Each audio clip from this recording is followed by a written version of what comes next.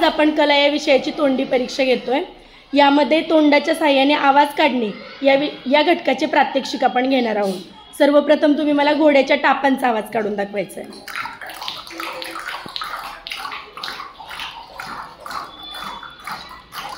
घुंगरांचा आवाज,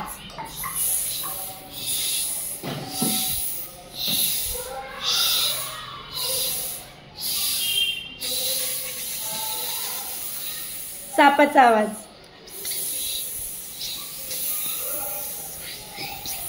घोड्याच्या टापांचा आवाज,